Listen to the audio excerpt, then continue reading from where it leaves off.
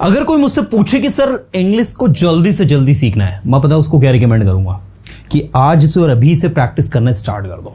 भाई दुनिया की सबसे अच्छी चीज जिसकी मदद से आप किसी भी काम को बहुत तेजी से और जल्दी से कर सकते हो, दैट्स ओनली द प्रैक्टिस।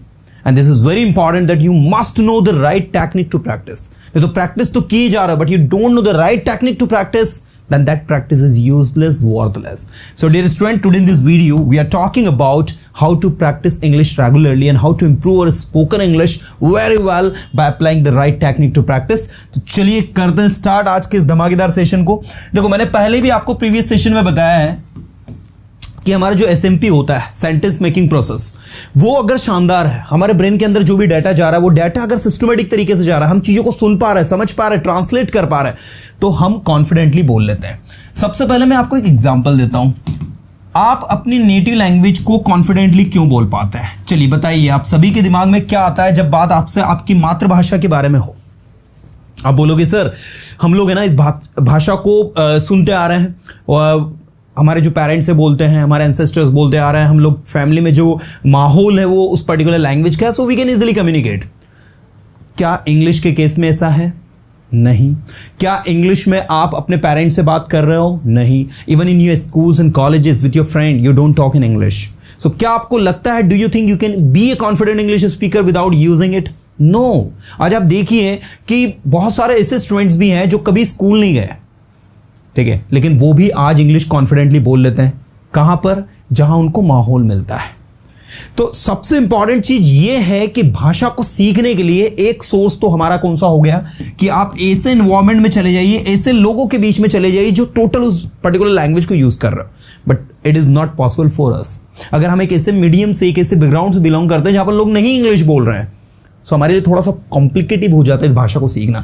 तो सेकंड हमारे पास जो टेक्निक होती है, that technique is called SMP technique, जिसकी मदद से आपको हर कोई ट्रेनर पढ़ाएगा। आज अगर आप YouTube पर कोई सा भी सेशन देखोगे ना कि how to learn English fast, they will simply teach you how to make sentences.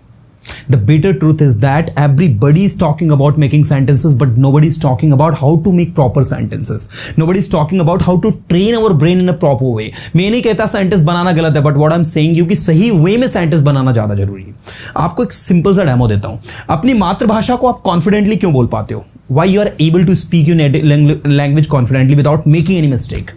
Do you know the reason? What is the reason? There is a simple reason, because in your native language you have already spoken all those sentences hundreds of times that you are speaking. जी हाँ student, जो sentence आज आप अपनी मातृभाषा में confidently बोल रहे हो उनको आपने हजारों बार, सैकड़ों बार, हजारों बार बोला है, इसीलिए आप उस बात को कॉन्फिडेंटली बोल पा रहे हो।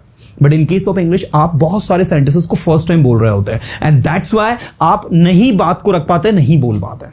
तो अगर आप उन स्टूडेंट्स में से हैं जिनका ड्रीम है कि नहीं सर मुझे भाषा को अच्छे से अच्छा सीखना है, तो आज से और अभी से अपनी SMP की प्रोसेस को समझो। SMP की प्रोसेस को समझने से मेरा आशा है अपने सेंटेंस मेकिंग को अच्छा करना। सेंटेंस मेकिंग को अच्छा करना मतलब समझते हैं, आपके ब्रेन के अंदर बहुत सारा डाटा है, उस डाटा में जो चीजें चल रही हैं, जैसे मैं अगर आपसे कुछ कहूं कि चलिए काम करिए, अपने बारे में आप मुझे कुछ बताइए, तो सर मेरा नाम ये है, दिस एंड दैट, जो भी आप बताओगे। अब मुझे बताइए कि आप ये सोच रहे हो क्या? नहीं, आपके ब्रेन में ऑलरेडी ये डाटा काफी मात्रा में स्टोर है। आप उस स्टोर्ड डाटा को सिर्फ और सिर्फ बाहर लेकर आ रहे हो, उसे बोलने की कोशिश कर रहे हो। But in case of English आपके साथ सबसे बड़ा प्रॉब्लम, पहले आप सोचते हो, दूसरा आप उसको ट्रांसलेट करते हो, तीसरा फिर आप उसको बोलते हो। तो इन सारी प्रॉब्लम से बचने का एक शानदार तरीका कि आप अगर चाहें तो अपने ट्रांसलेशन की मेथड को SMP के द्वारा, सेंटेंस मेकिंग प्रोसेस की मदद से आप उसको उस लेवल पर लेकर जा सकते हैं जहां आपको सोचना नहीं पड़े। मैंने कहा मैं आपको नहीं जानता, सबको पता आई डोंट नो यू बोलना है। क्यों? क्योंकि कई बार ये सेंटेंस आपने बोला है, आई डोंट नो यू। मुझे नहीं पता तो आई डोंट नो। क्या आपको मुझे नहीं पता बोलने के लिए सोचना पड़ता है? मुझे नहीं पता, आई डोंट नो। डायरेक्ट हम लोग बोलते हैं जब किसी से कोई बात करना है, ये रास्ता कहां जाता है? I don't know. क्या तुम मुझे पहचानते हो? I don't know. क्या मैं तुम्हें पहचानता हूं? I don't. तो आई डोंट नो हम इतना कॉन्फिडेंटली क्यों बोल पाते हैं? क्योंकि ये सेंटेंस को कई बार हमने बोला है।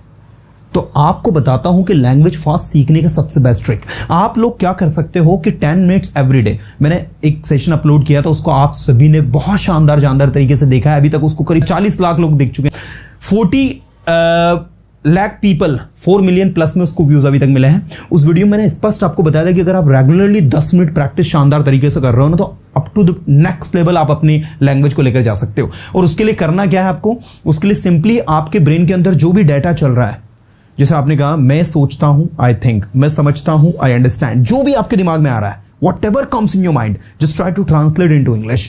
मैं सोचता हूँ, I think, मैं समझता हूँ, I understand, मैं समझना चाहता हूँ, I want to understand, मैं बोलना चाहूँगा, I would like to speak. मैंने उसकी मदद नहीं की लेकिन उसने मेरी मदद की. I did not help him, but he helped me. वो एक अच्छा इंसान है, he's a good guy. He's a good person, he's a good guy. मैं चाहता हूँ कि आप उसकी मदद करें. I want you to help him. I want you to help him. क्या आप जानना चाहते हैं वो क्या कर रहा है? Do you want to know what he is doing? मुझे नहीं पता वो क्या कर रहा है और मैं केयर नहीं करता. I don't know what he is doing and I don't care. मुझे परवाह नहीं है कि वो क्या कर रहा है क्या नहीं. आई don't care what he is doing, what he is not. वो आपका दोस्त है और उसकी परवाह करना आपकी जिम्मेदारी है.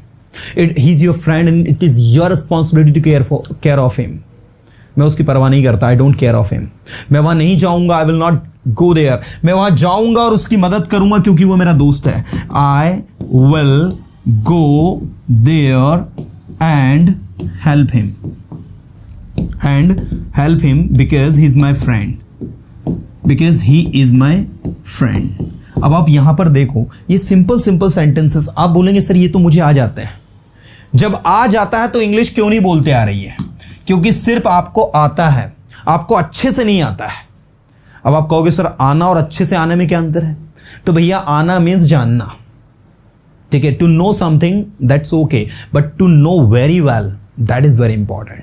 Yes students, you need to practise and know the things deeply.